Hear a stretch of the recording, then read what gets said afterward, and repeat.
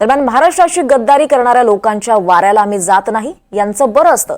यांना एकत्र भेटण्यासाठी वसंतदादा शुगर, विद्या प्रतिष्ठान, रयत शिक्षण संस्था असते, अशी टीका संजय राऊत यांनी अजित पवार, जयंत पाटील यांच्या भेटीवर केली आहे. ज्यांनी आमचा पक्ष तोडला त्यांच्याकडे जाण्याचा प्रश्नच येत नाही, असंही राऊत म्हणाले.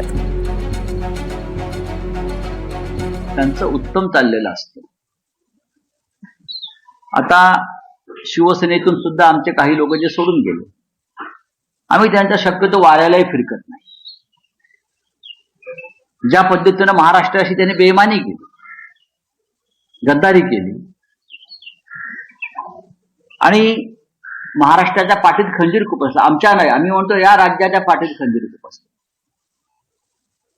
आम्ही त्यांच्या आसपास सुद्धा जाणार नाही. पण ह्यांचं बरं असतं, यांना एकत्र भेटण्यासाठी वसंतदादा शुगर इन्स्टिट्यूट असते, यांना एकत्र भेटण्यासाठी विद्या प्रतिष्ठान असतं,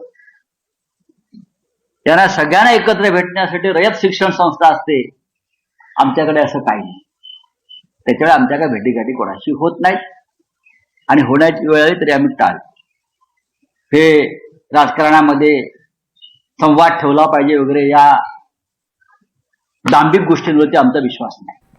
बातमी नागपुरातून आहे. नागपूर हिंसाचार प्रकरणी आणखी दोघांना अटक करण्यात आली आहे. मायनॉरिटी डेमोक्रॅटिक पार्टीचा कार्यकारी अध्यक्ष हमीद इंजिनियर आणि युट्यूबर मोहम्मद शहजाद खान या दोघांनाही अटक करण्यात आली आहे. चौकशीतून या दोघांबाबत अनेक धक्कादायक खुलासे समोर आले. 17 मार्चला सकाळी हमीद इंजिनियरनं मुजाहिदीनसाठी देणग्या गोळा करण्याचं आवाहन केलं होतं. त्याला विचारलं असता त्याने गाझाच्या लोकांसाठी देणग्या गोळा करत असल्याचं सांगितलं. तर हिंसाचाराचा कथित सूत्रधार फहीम खान हा हमीदच्या पक्षाचा नेता आहे आणि यावरूनच हमीदने हिंसाचारातही महत्वाची भूमिका बजावली होती हे स्पष्ट होत आहे. तर दुसरा आरोपी शहजाद खाननं फहीम खान याचं वक्तव्य प्रसारित केलं होतं. यामध्ये फहीम खान लोकांना एका विशिष्ट धर्माविरुद्ध आणि पोलिसांविरुद्ध भडकावत होता.